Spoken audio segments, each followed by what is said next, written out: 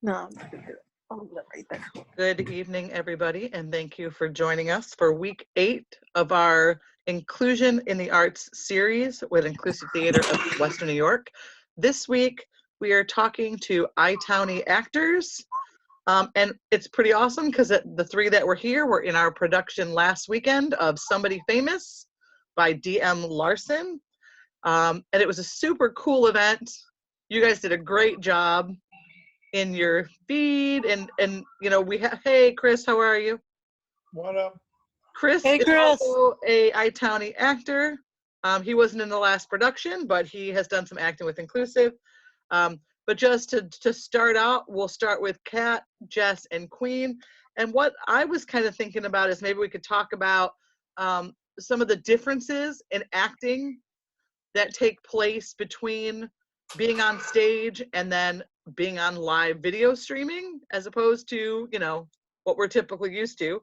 And then we can talk about more about inclusion in the arts. You know, week 1, we started a light conversation about that, but I think, you know, 10 weeks out-ish that we're at now, I think it's worth noting because it has been successful in many ways.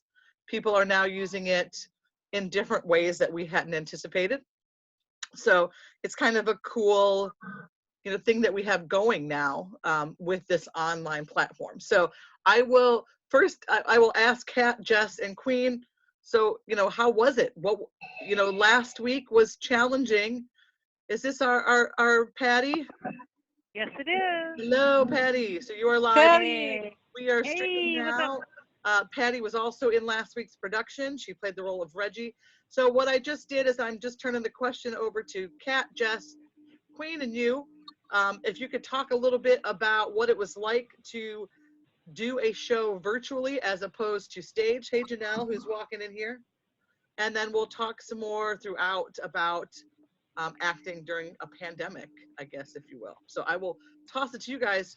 You know, what were your thoughts? What did you think about how things went, and was it what you expected? I thought it was great to put it out there, to get the cues, to pick them up. It was a little bit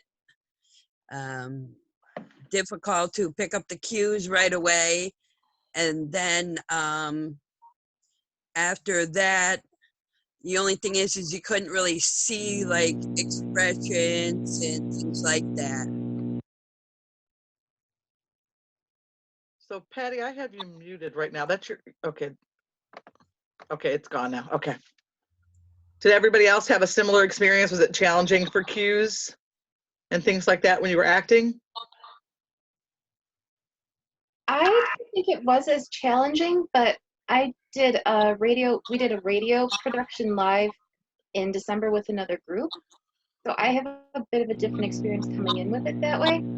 So for me, it's normal to hear someone walks in as a cue because you wouldn't get that without seeing someone on stage. So I've got a little different experience with it. So it was different for me.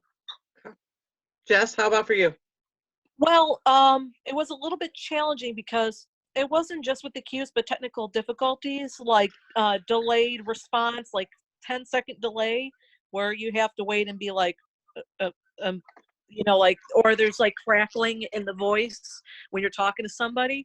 That's what a little bit of the challenge was, and to know whose cue it was. So, I mean, it's an interesting experience, but also it shows that we can be accessible, if you will.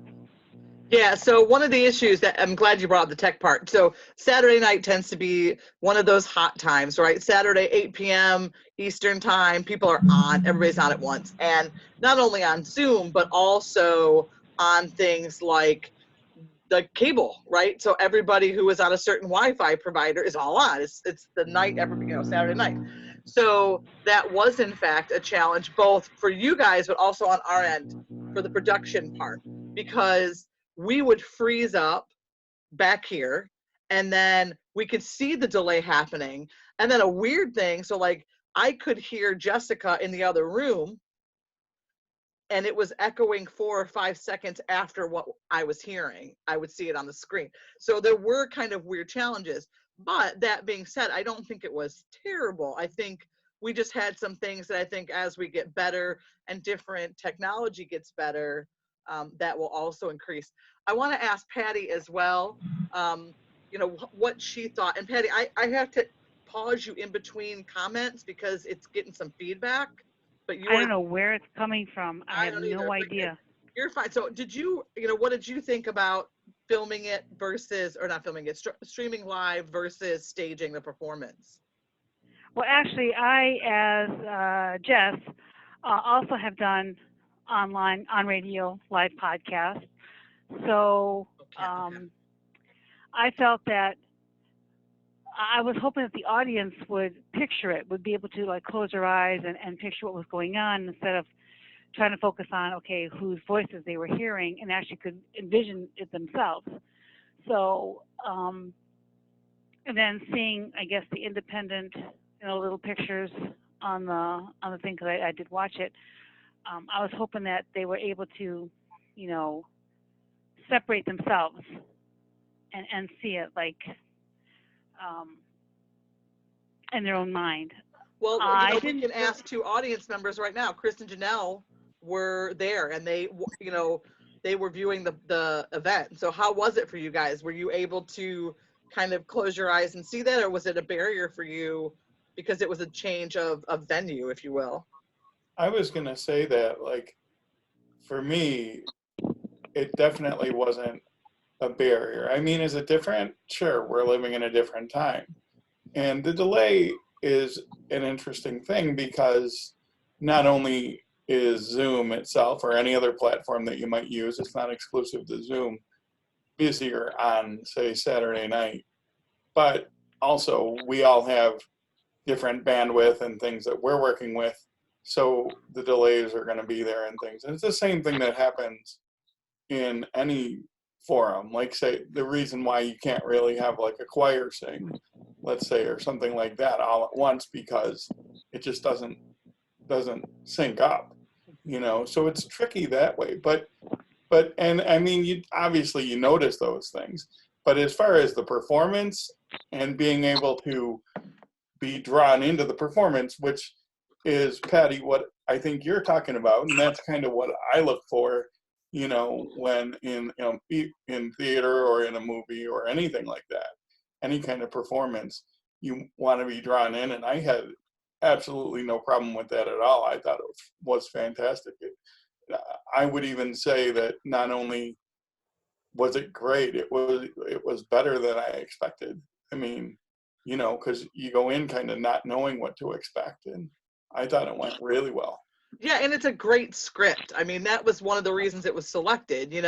Sometimes you get these things that are kind of low cost performance or whatever. You're kind of like, DM Larson is a really good writer. And we've seen his work before in things that we've done. He was part of our earlier spring shorts because he's very funny. He did some of the ones that Dave Goddard was in with Jess, they're science fiction-y and they're kind of out there and they're hilariously funny. They are zombies, right? Are texting zombies. Like, it was hilarious, cell phone zombies.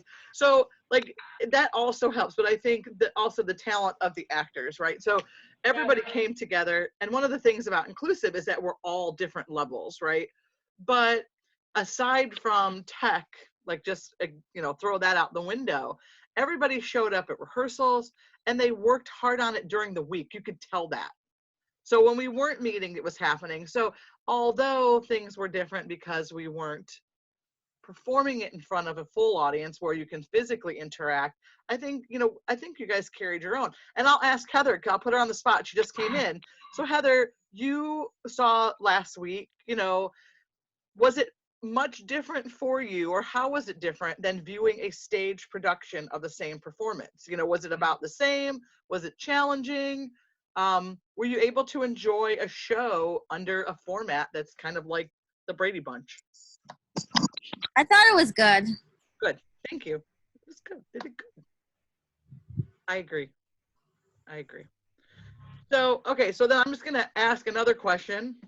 In terms of, your preference. Do you prefer online to stage? And why? And that can be from anybody. It doesn't have to be from the cast only. What do you prefer in terms of performance? I miss the audience interaction. I prefer on stage. You can do more visually. That you can say someone drops a knife, but you lose the dramatic moment when someone drops a knife that you would have if you can physically see it. Fair point, and we did not know that. So just this is one of those little kind of behind the scene tidbits, right? Like we had been rehearsing without a narrator. And then I believe it was Patty that said, can we have somebody like read all this stuff because we're really missing things that are happening. And the end of that play, specifically, you're supposed to pull an audience member out of the audience. Yeah, no. Yeah, And that was missing, right? Like, so, but I think, yeah, aside I was from. looking into the camera to make sure that people saw that, like, I'm looking at you. Yes, so aside from that piece though, but before that, we had no narrator in general. So you didn't know scene transition. So until we built that in, and I think we could have been a little better at that if we would have had some more time. But those are the things you don't realize that you have to, you know, that nuance of what's actually going on. You really have to tell people. Well, this was an experience that we had to go through to learn what to do next time. yeah. Amen. The first time, exactly. I completely agree with what Patty just said, that you know, you have to start where you start. It's like the first time that I rolled out on the stage. I mean, you know, well, you know my story, Amy. I've told you that, you know, I didn't think acting was going to be easy, but I thought I speak for a living. I'm friendly to a microphone. I like to be in front of people. I didn't, and I still don't think I really had problems that way, but there's so many other things involved that I didn't know what to really expect until I did it. And this is really no different. You know, we changed the entire way. So, I mean, sure, you guys are all actors and you did a fantastic job, but in the production I thought was really good, but there's going to be things that you miss because it's the first time, and that only comes like with experience. You know, now you know. Well, and one of the things that I will say that I loved about the online performance, in spite of everything, right? Like, let's pretend we have no issues with technology, everybody's in sync and all that, right? That's perfect world. What for me I loved about the performance were that barriers that are typically there for staging were gone. And I don't only mean a stage, okay? We know that is a physical access barrier, front and back of house. We know that, we've identified that. But what we don't often talk about is the inaccessibility of items that we need to perform a show. For example, lighting and sound, okay? Lighting and sound can average in the thousands of dollars for one production, because you have to hire someone and you have to hope that the place that you go has the lights and the soundboard. If they don't, you then in fact have to purchase it. But you still have to pay a salary to someone. I do not discount that. I think it's necessary. However, for new organizations, of which there are many, that do not necessarily have the access to that, they start in the deficit. And that's unfortunate. Because I think, you know, especially with inclusive, one of the things we've talked about is the importance of having people of different levels of ability learn things like lighting and sound. But if you can't afford to hire a lighting and sound person to let you use their board, you're in trouble, right? So that's the first.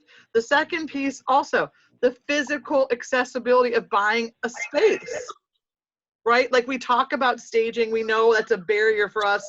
We can find the perfect place ever, and then we can't get backstage with a wheelchair, we can't get in. But nobody talks about the $4,000 it might cost, because sometimes that is what it costs to run a 3-week production, right?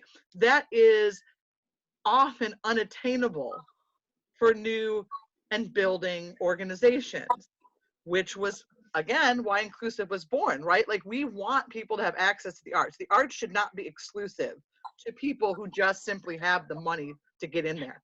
The arts were not made for that. The arts were made for everybody.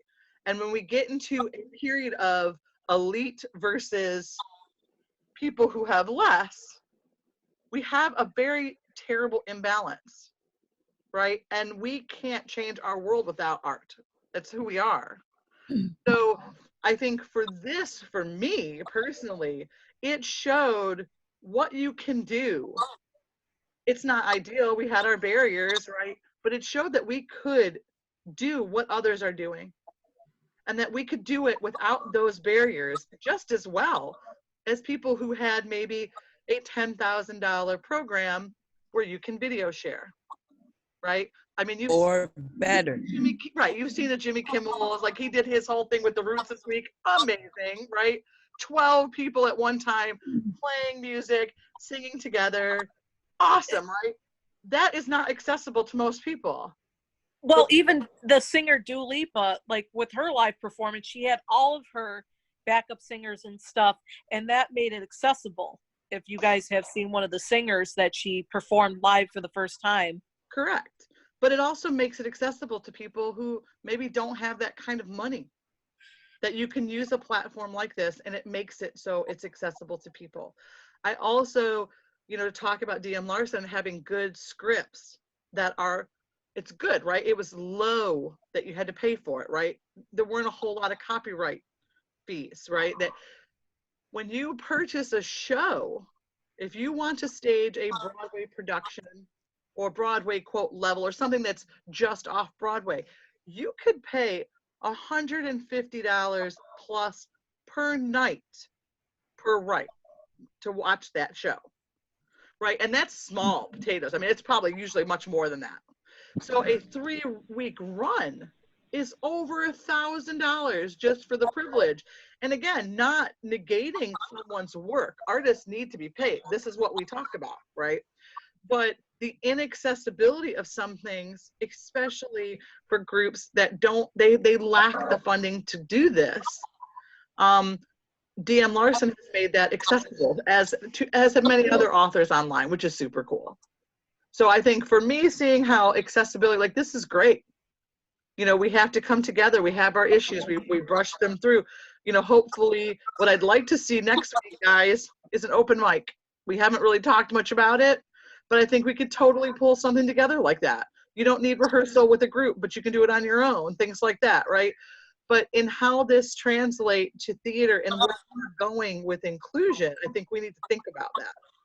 And how this open access, I mean, I've seen people now charging for their Zooms. They're paying, like, you pay a fee to get a password to log in to see a play. You know, is that what it's going to come to? Or do we, yeah, like I literally just saw it this week. It was like $25 for the privilege of coming in and seeing a reading. That's a great idea. Like, I'd love that. But if you got $25 to throw at a meeting, you're probably not going to be there, right? Or maybe you are. I mean, I don't know. I just think that blocks people from participation. And right now we're at a point where we all need to come together any way that we can. And we know art heals, so why barrier it?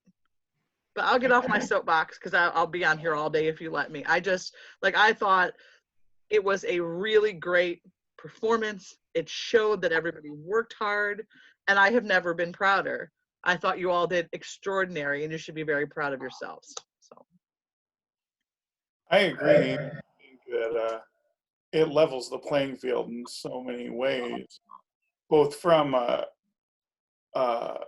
acting standpoint or performer standpoint, and from a audience standpoint, because it's there. And there are ways, I think, that you could do things better, like, and you see it with musicians and things a lot, where they have like a tip jar kind of thing or something like that, more than they have, you know, oh, it costs this much to go in, like Galen Lee, who some of us know from the developmental disability day things with self-advocacy. she's doing Great musician. Yep, great she's musician. doing Sunday shows, and that's kind of what you do. Another guy that Janelle and I like did the same thing, and you know what? The other side of it is also true. It's funny because yeah, you can do more stuff when you have more tech, which costs more money and all that.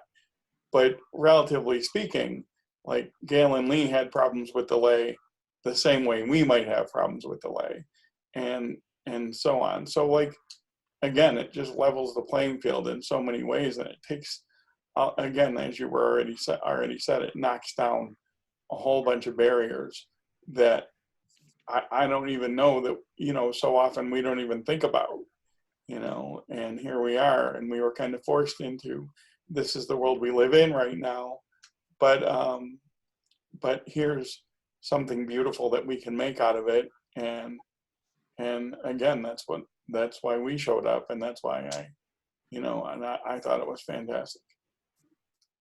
I also noticed that a lot of people may not just have physical disabilities, but also transportational. I mean, how many times do you hear people, oh, I can't get there, my car broke down, I don't have a car, I have to take public transportation. I mean, think about it. You're watching a play, you're listening to a play, which, believe it or not, they did it on the radio in the 1950s. There you go. I think it was 40s. I'm not sure which decade, but there were radio shows, and they were entertaining, but people don't have to worry about getting to rehearsal or getting to the play. They can more likely just log on from the comfort of their own place, which gives them safety. Yeah, that's a really important point, and that's something that has been a long time an issue for people with disabilities, right? Like we know transportation is a major issue, but it's not just that. It's for people who don't have money. Like you work paycheck to paycheck, you might not have extra money to throw toward transportation. And I don't know if you guys saw, but this morning there was a major announcement from NFTA about cuts that are coming to lines. And where now? It is the one I remember hearing is Baines Richmond is going to be cut, and 2 other lines, right? Oh boy. Now the problem with this is that once the line goes, you don't get them back. Okay, that's first. But second, it's probably because people haven't been taking them due to coronavirus. They were already slower anyway in terms of volume, but the problem is that's another route that people can't get to get there. So it's then another barrier. So financially might be a barrier, but also the path of where these transportation services go are becoming more and more problematic. So that's a really, really great point. So the less they use it, the less they need it, the less they need it, the less they use it until it's what's left. Correct. That's going to hurt people, yes.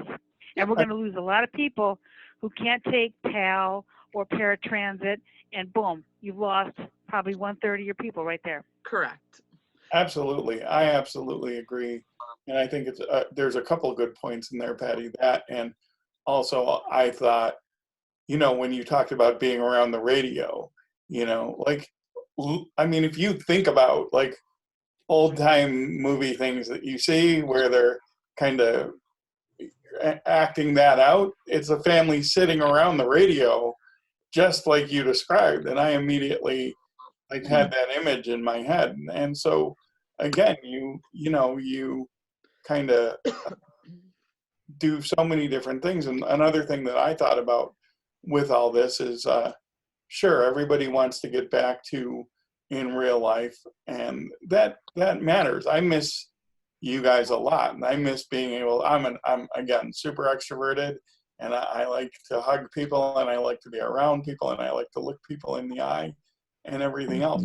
But even after other people in society start going back out into things, there will be some of us who will be kind of written off, who are the more vulnerable people that they say, oh, just isolate.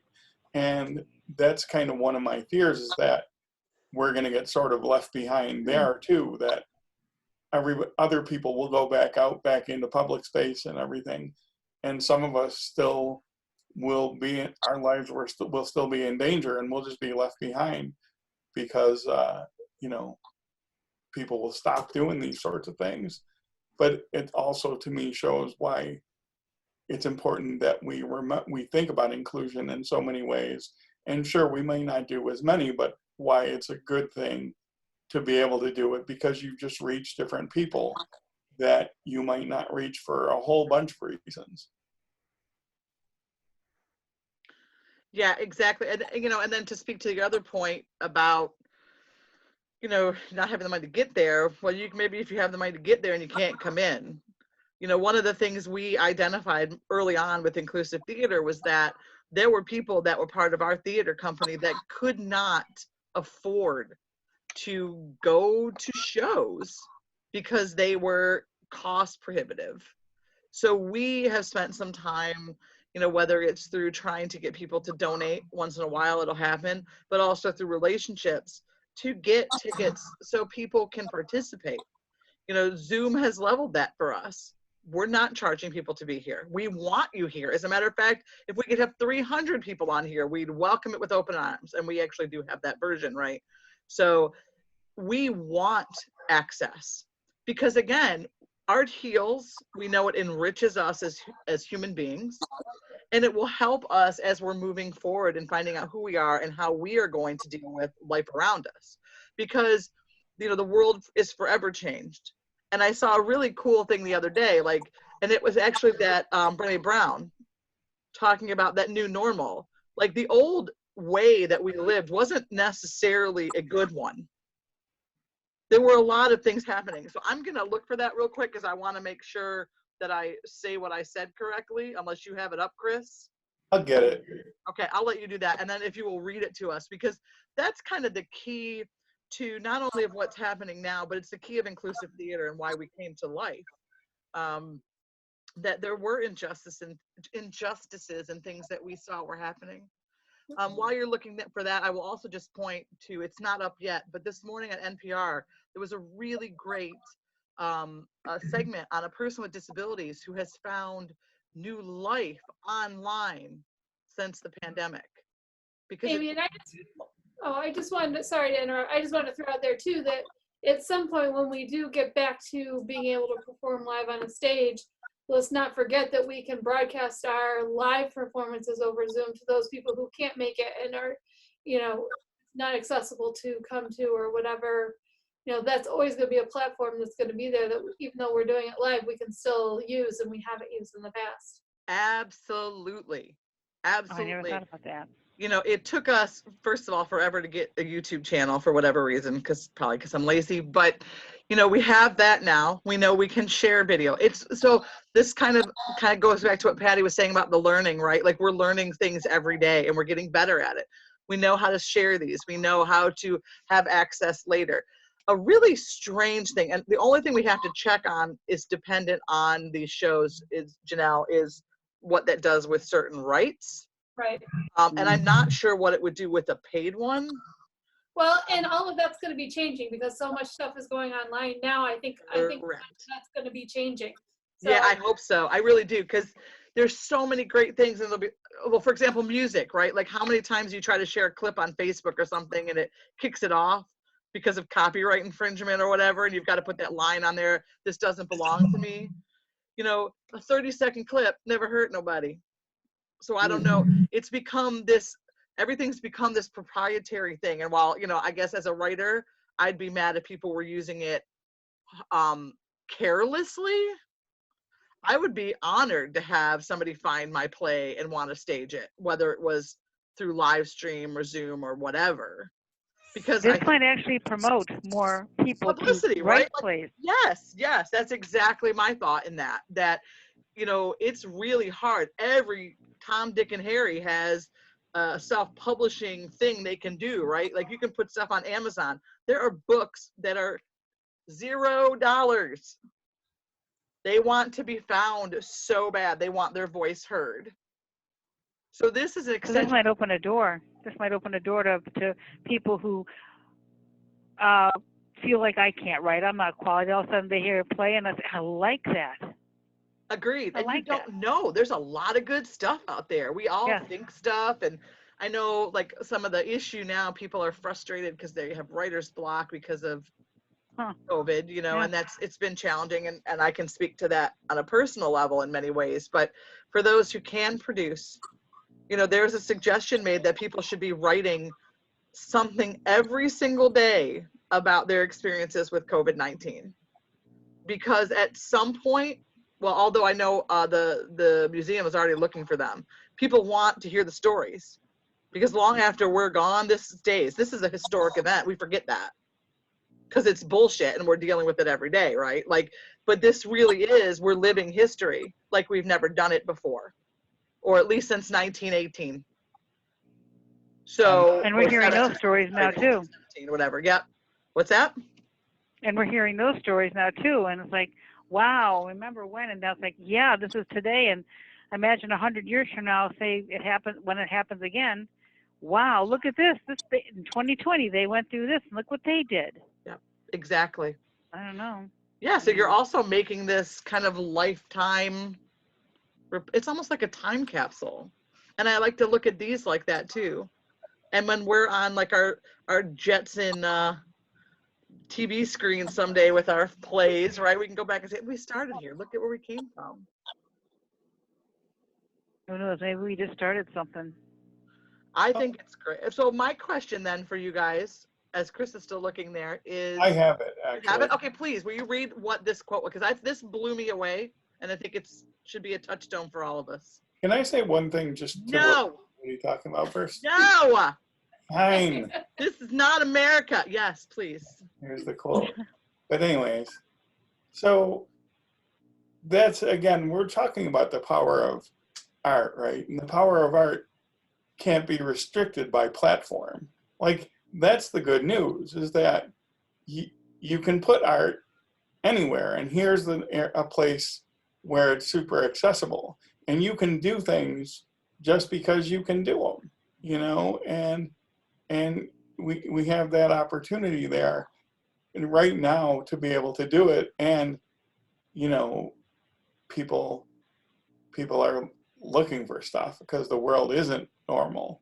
So on that note, I'll read this quote, which is from Renee Brown, who's an author and speaker, and I always think of her as a sociologist, but she talks a lot about vulnerability, and her work is fantastic.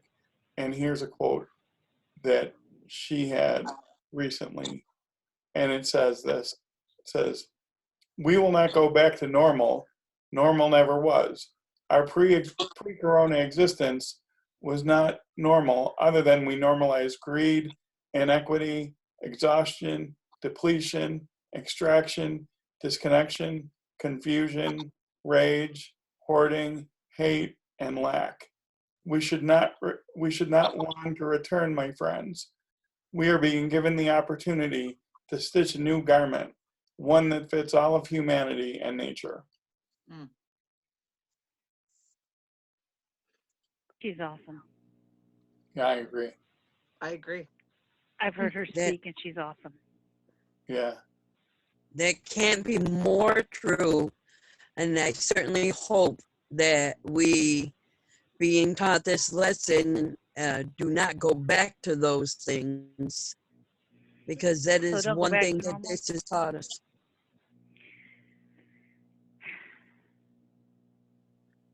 Yeah, I agree. And I hope that, I mean, again, beating a dead horse, this is why we started this, right? Like, we saw this stuff happening. But I think we play a role in making sure that it doesn't go back.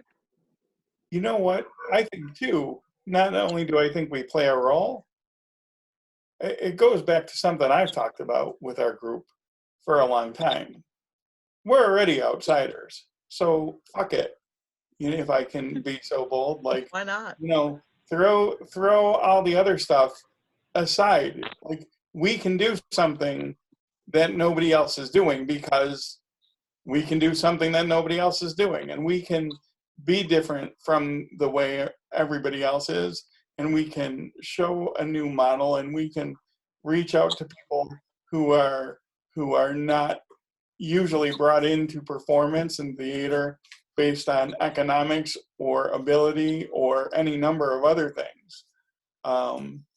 You know, because we're here, and we're already, like I said, already people write us off all over the place. They say, and you know, we can all have those experiences. It's not just our group, but us as individuals. You know, they might say, well, Chris, you can't do this because, you know, you're in a wheelchair or something like that, or somebody else can't do this because they're this or they're that or whatever the hell it is.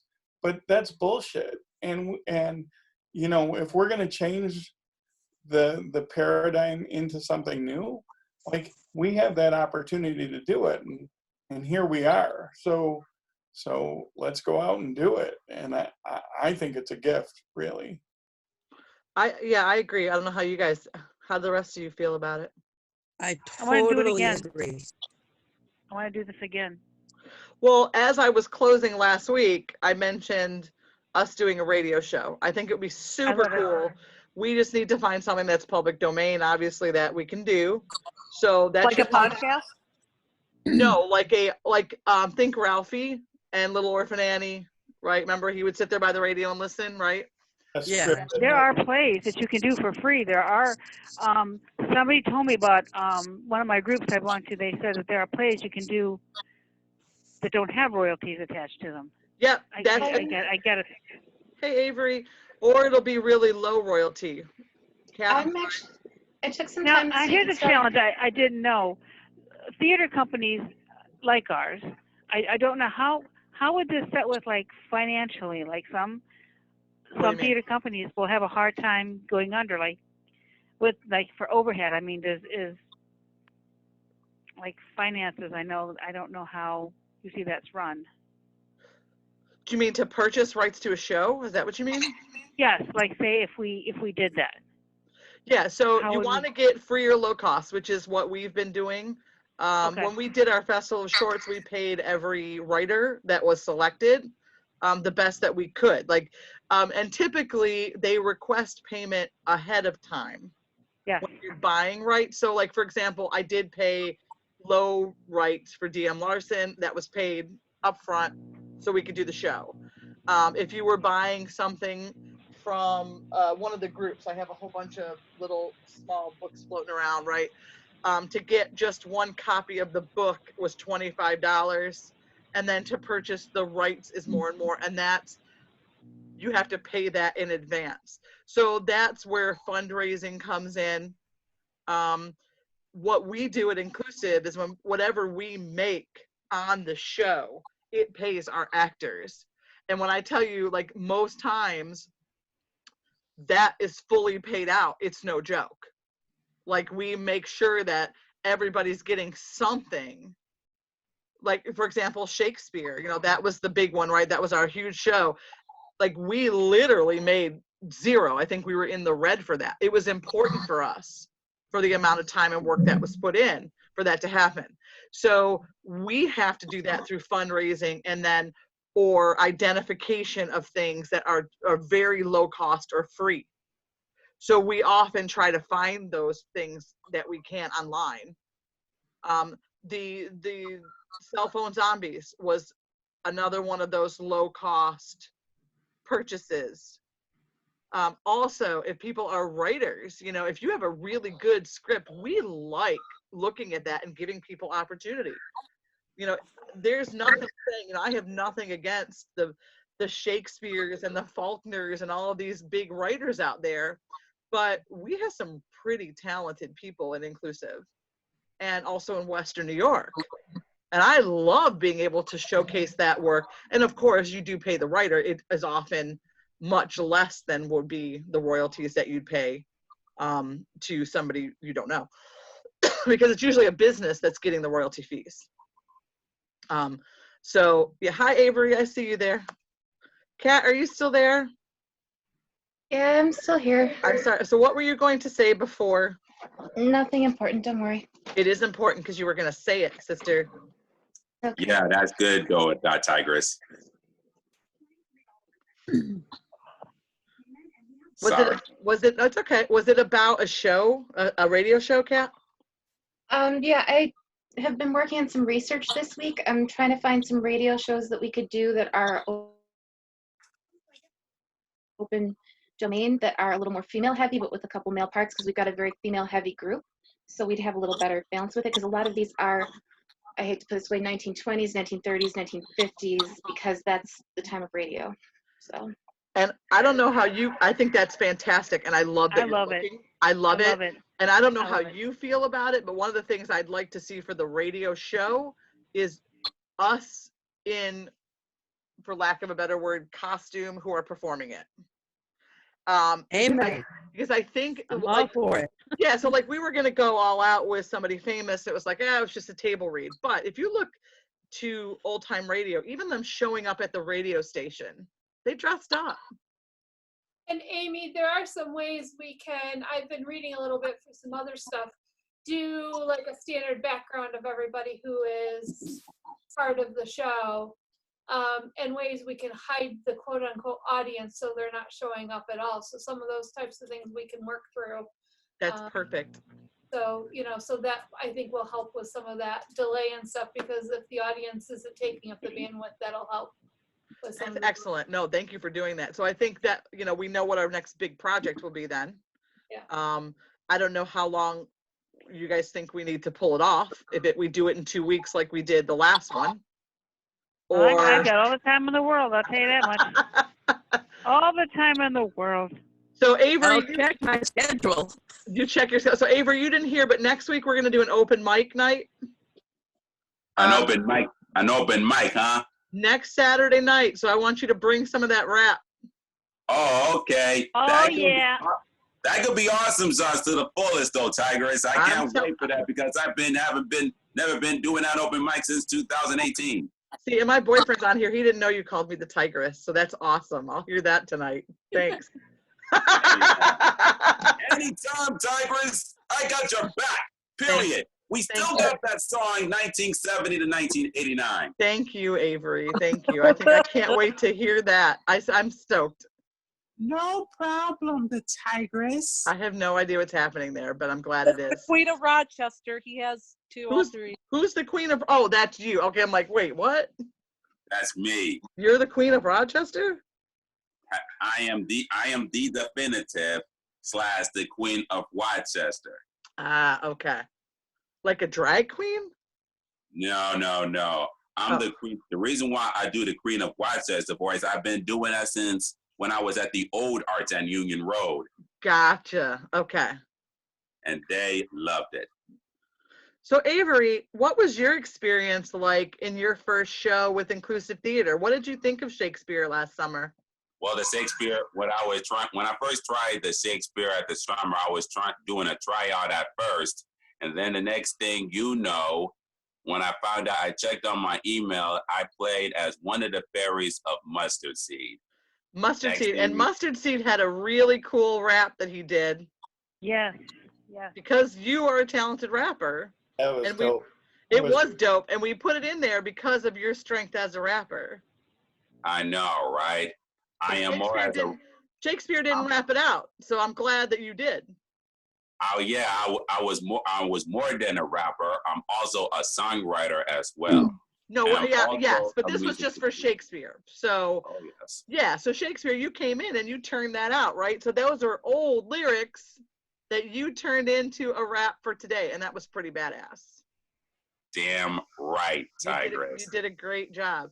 Heather. Damn right. So Heather was new to Inclusive this past, I don't even know anymore. Was it fall?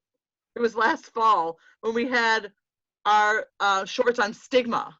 Now, one of the reasons we chose that is because we also tried to be, for lack of a better word, controversial or cutting edge with what we're talking about. And we know that mental health tends to be something that's stigmatized and not talked about. And we wanted to make sure that was happening because that's another demographic that's left out, right? We're always trying to include people. So Heather, how was your experience as a first-time actress with Inclusive? Because you have other experiences. You want to tell us some of the things that you've been in before to coming to us? Mostly film work. Yeah. Yeah. What have you been in that you can tell us you've been in? The first thing I ever did was Napoleon Dynamite in 2004. Awesome. And where can we see you in there? You can't, because like I was just like a student person. But you were in it. That's awesome. That was a great movie, by the way. Yeah, but you can't find me anywhere, so it's like, well, okay. What else have you done? I was in a web series, Alone Together, and I played the one leading actress's agent. Very cool. Very cool. And how did you, like, your experience with us last fall? Like, how was it for you to be in that stigma play that had so much heaviness in it, but was so important to get that word out? It was good, yeah. Yeah. Nobody was yelling at me, screaming at me, so. Well, they better not ever do that. We don't do that. No, I've had that in the theater. Some girl who had been in this one theater for so long since she was a baby angel and thought that she was, you know, she was just mean and nasty. Yeah, we don't do that. We don't do that. Because, yeah, that's not good. I don't like yelling. Anybody knows me knows I don't like that mess. They're telling me my movements on stage were wrong, and I'm like, well, I'm walking in my normal way. And she's like, well, that's not how you walk in theaters. Like, well, and another kind of lesser known thing about Heather is a super cook, and she fed us throughout the shorts in the fall, and like basically has food porn all over her Facebook page and all this deliciousness that she makes. All of the like every day. Yes, a great baker, which is also great and yeah, awesome. today I just made I'm making a triple chocolate cheesecake. This is what I made the crust in my filling, and it's in the fridge. So tomorrow I'll put the ganache and the whipped cream on top. Oh my God, that sounds so good. I miss our damn rehearsals. I miss our rehearsals. My new thing I just made this time around was double chocolate fudge cake donuts. Oh my God. I have a donut pan. I like the mousse though. That looks really good too. Oh yeah. I made my cheesecake with the same chocolate. I used the 70% chocolate. Oh my God, you're killing me. Queen, I will turn it back to you. You're relatively still new. Tell us how you found out about us and what your experience has been since you've been with Inclusive. Well, I will tell you that my sister Sam had decided that I needed passion in my life, and I had talked about getting back into the theater, but I tried a little while, a few years, probably about 10 years ago, to get back into Buffalo theater, and I found it to be very closed off. So after one or two different tries, I was like, yeah, no, this is way too cliquey, and I wasn't going to get into anything like that. So then all of a sudden, because my godson is also Sam's son, is also has Asperger's. And so she found Inclusive and thought it was awesome. And so she decided to email you and say that her sister, Queen, would be awesome. And she was right.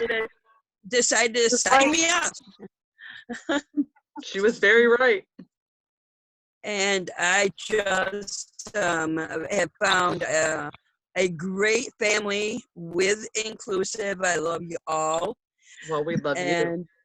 And I think, Somebody Famous was a great, I love this. I'd love to do more like that. I loved it. I thought the show was awesome.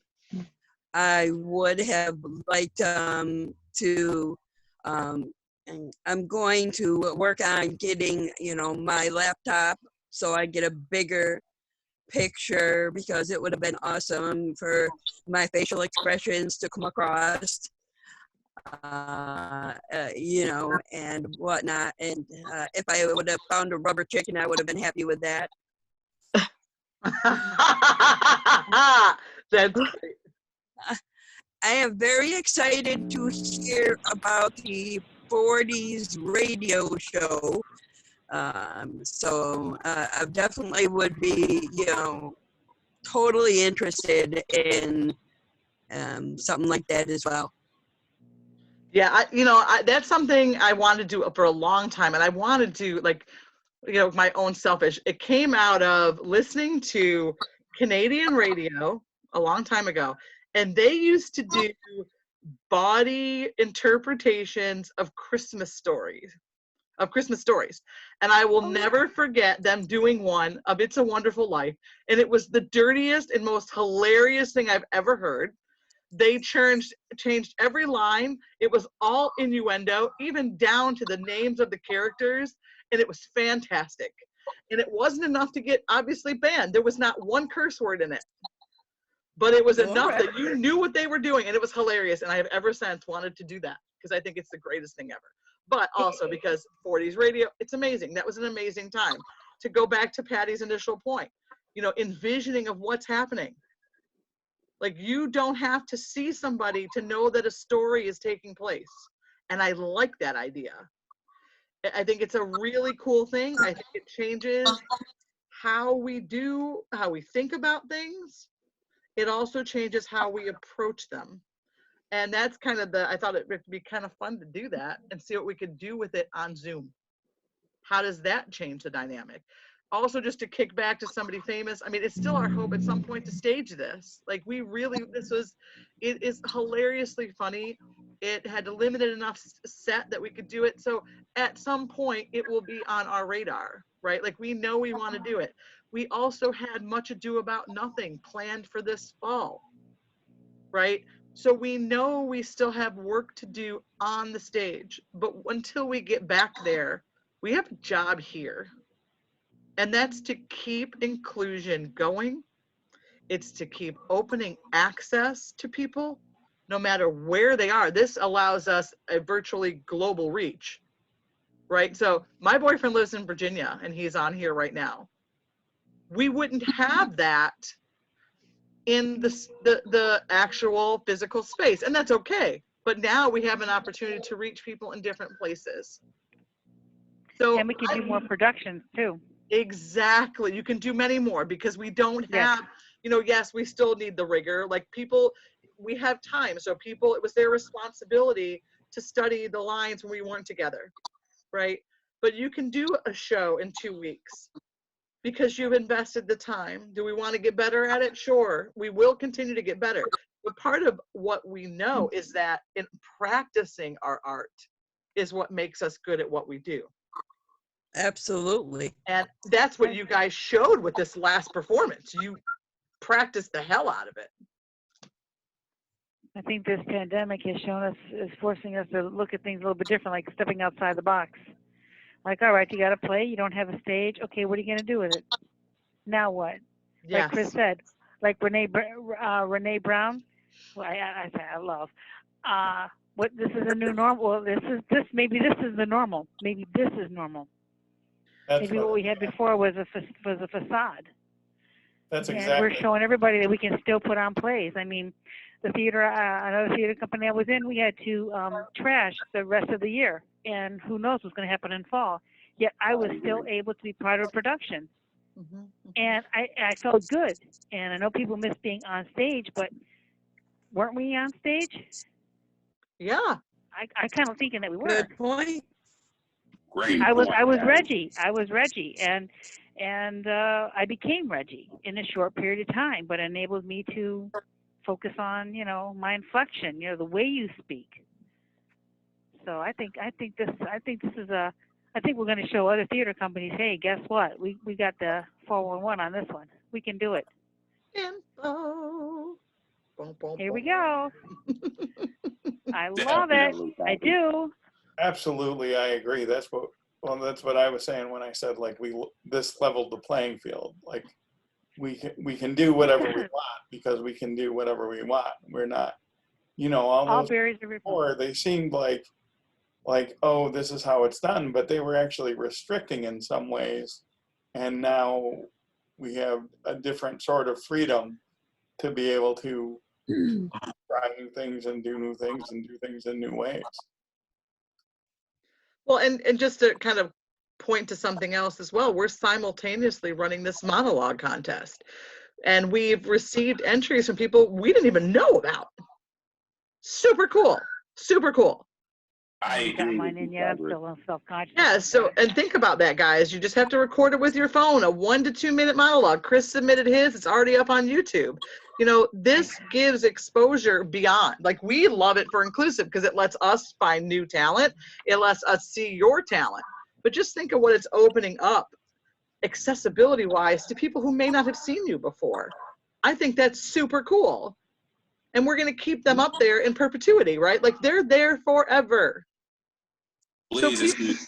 What's that? Please, Okay, that's a little please, intimidating please now, I think. excuse me, the Tigress. Can I get a sec? Can I make a comment about this? Sure, Avery. I gotta tell you something. Sure. You said that Chris did his 1 or 2 minute of his monologues. Do you know what? You tell me what a monologue is and what they do. Okay, would somebody like to describe to what a monologue is and what you need to do? Oh, okay. Nope, hang on, Avery. This is what we do. We take care of each other, right? What is a monologue? What's the best description of a monologue? A monologue is a short segment of a show that someone would say on their own. It can either be where they would be on the stage alone saying it, preferably that way, or if they would be saying it like a speech in front of people without anyone else speaking or interrupting them. Okay. Good idea. Yep. And Chris, what did you do your monologue of? I did the Kevin Spacey monologue from the end of the movie American Beauty, where it's just him talking about what you see as you die and stuff, and and it goes for like 2 minutes, and it's interesting because some of the things we already mentioned, like for the video, I was, relatively speaking, I picked a particular outfit that was sort of my costume. It's funny because you see kind of a cloudy background because I'm supposed to be dead, that's the context. So we put paper over the edges of the camera on my computer, so that's why it looks kind of cloudy. It was pretty cool. And I'm like, oh, that's how we pulled it off. And so it's a short speech, Avery. Yeah. Short speech, like Kat said, that you would say on your own, that you don't need another actor to talk to you. It's you talking. You can even write one if you want to. That's your own. Okay. Or maybe there's a great scene in a movie that you love. Okay. You can do something like that. And then you just use your phone and you record yourself doing it. And then you email it to me at inclusivetheaterofwesternnewyyork@gmail.com. Good idea. You could win $50. People are going to be voting. And don't be intimidated, Patty. I heard you when you said that. I wasn't ignoring you. Oh my God, I am intimidated. No, it's an opportunity for people to see you. And people look. You'd be surprised. I have students that go on for my classes. They just ended this weekend, and they had to do presentations. And you can go on and search student presentation. People, you never know what people look for. And I think it's super cool to have that opportunity. Of course, we love it because then we get to see people and what they enjoy doing. But also, again, it gives you opportunity. You could be spotted by somebody who just happens to want a specific type of person in a show. Like for example, I got my own poetry. Does that count? Yes. Or even not only poetry, but any kind of songs, like people who want to be singers or rappers like me. Yes, but you couldn't have beats because it is a monologue, so it's supposed to be spoken word at least. I will give you that. So you could rap something out for 1 to 2 minutes, but it's not a singing competition, although somebody might look for it, right? Yeah. But this is spoken word. Okay, then you know what I'm thinking about. Then you know what? Either I will do the same monologue of one of my favorite movies, or I might be doing a rapping skit. Or you could even do Mustard Seed because you already have that monologue. Absolutely, the Tigress. It's awesome sauce to the fullest. There we have it. So you have So I it. can do something I've already done. Yes, you can absolutely do something you've already done. Oh boy, I Full got a off few of those I page. can pick from. Yeah. Well, it is already 9 o'clock. I don't know where that hour went, but they always go super fast when we're together. And I love all of you. Just to conclude, I will give you guys the last word. But really quickly before you do, again, next week we're going to do an open mic. Bring whatever you got. This one you can bring music, you can bring rap, you can bring poetry, you can bring a line, whatever. Bring what you got. That'll be next week at 8 o'clock. We'll go 8 to 9. But for concluding thoughts, what do you want to leave people with as you're going out the door today? I will start to my right. That's Queen. I say they, keep positive, keep safe, and always know that there's somebody to talk to. Jessica. Hang in there. There's a lot of people that really care about you and love you very, very much, but also stay the fuck home. Sanitize, wear a fucking mask. I don't care if I'm censored at this point, but stay the fuck home. Thank you. Miss Wiley, what do you got for us? Closing thoughts. Don't let anybody stop you from being creative, from trying new things, from exploring. Don't let people tell you that you can't do it. You can't go out, so stay the fuck home.